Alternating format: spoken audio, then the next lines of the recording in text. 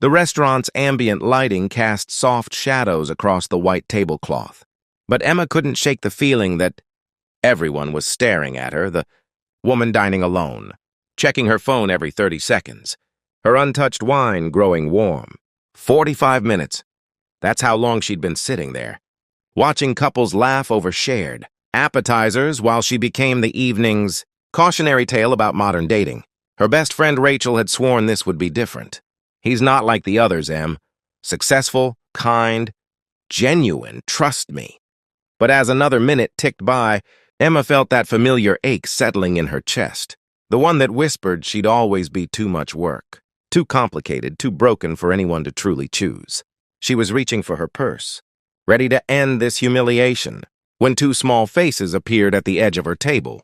Twin boys, no older than 6, with matching navy sweaters and the kind of wide, earnest eyes that could melt even the most guarded heart. They were breathing hard as if they'd been running. "Are you Emma?" the first one asked, his voice urgent. Before she could respond, the second boy jumped in. "Dad's really sorry he's late. He didn't want to miss this." "He really didn't." Emma blinked, confusion replacing her embarrassment. Your dad?" "Our dad is James," the first twin explained, his small hands gripping the table's edge. "James Morrison. He was supposed to meet you, but there was an emergency at the children's hospital. And he had to stay because a little girl needed surgery and she was scared.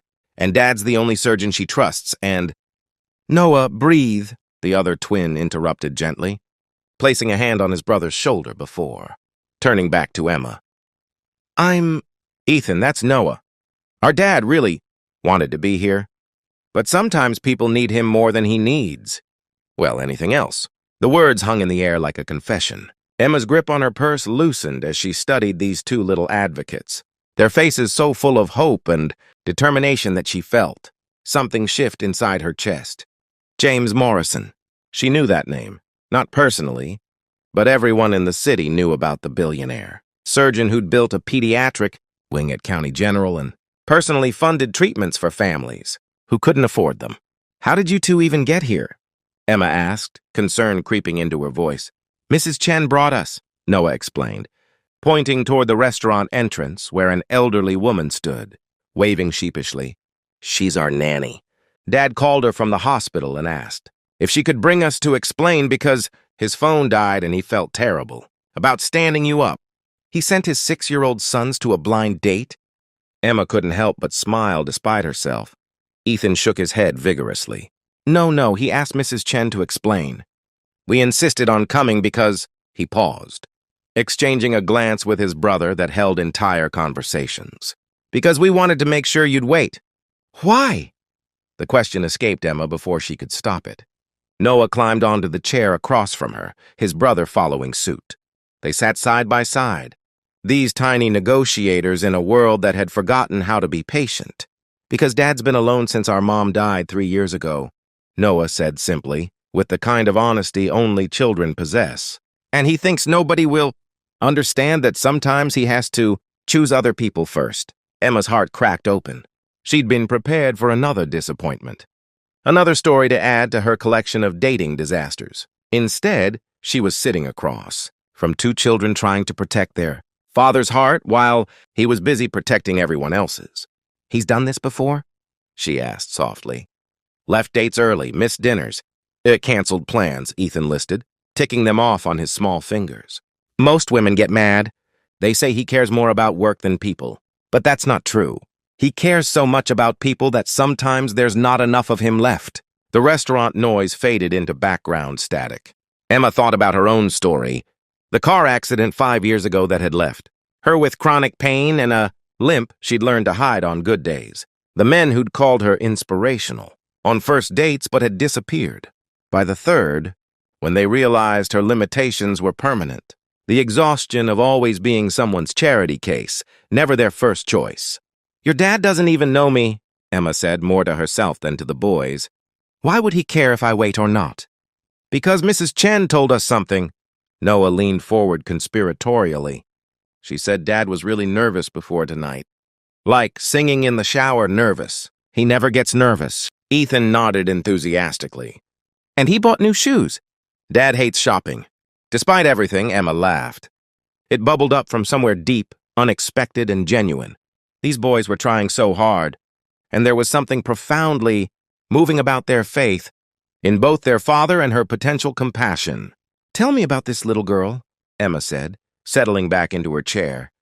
"The one your dad stayed for." The twins' faces lit up simultaneously. For the next 20 minutes, they painted a picture of their father. Not the billionaire surgeon from news articles, but the man who did magic tricks in hospital rooms, who learned every patient's favorite color and filled their rooms with balloons in those exact shades. The man who came home exhausted but never too tired to help with homework or read bedtime stories with different voices for each character. Emma found herself ordering them hot chocolates, then an appetizer to share. Mrs. Chen eventually joined them, apologizing profusely, while sharing her own stories of James Morrison, the man who'd given her a job when no one else would hire a 60-year-old nanny, who'd paid for her husband's cancer treatments without being asked. "He doesn't know I told anyone that," Mrs. Chen said quietly. He'd be mortified.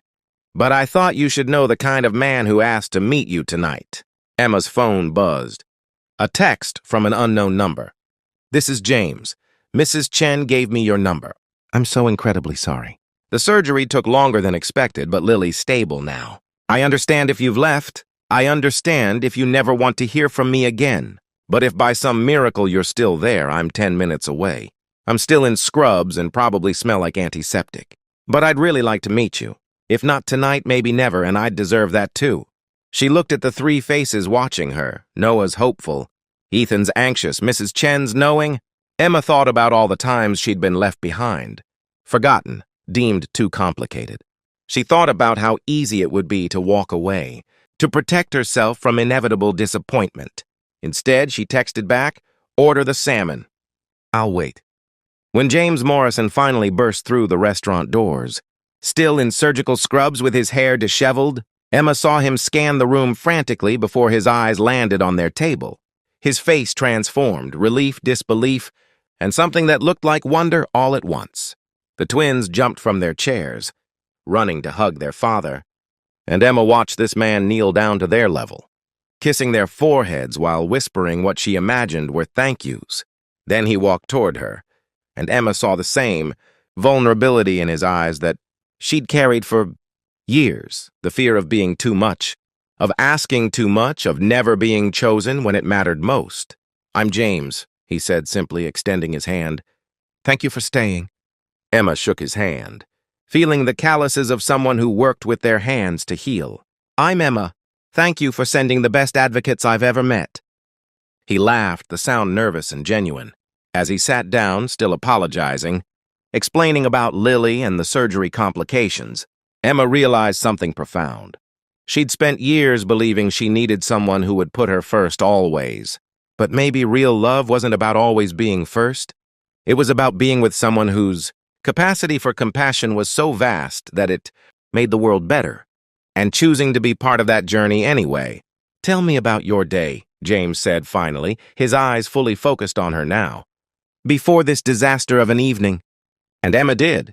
She told him about her physical therapy clinic, about the patients she helped rebuild their lives after accidents and injuries, about the satisfaction of watching someone take their first unassisted steps.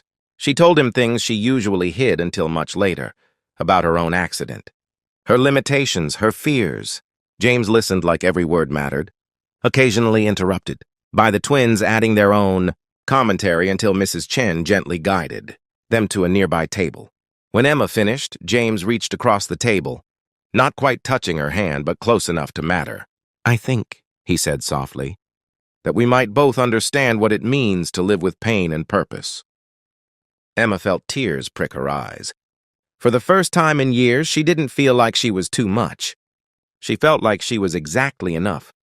The date that had started empty had filled with something neither of them expected. Not romance? Not yet, but the rare recognition of kindred spirits, who'd both learned that the most profound human connection comes not from avoiding life's complications, but from embracing them together. And somewhere in the restaurant, two twin boys high-fived each other, knowing they'd helped their dad find something more valuable than all his billions. Someone who would wait, who would understand, who would choose him even when he had to choose others first.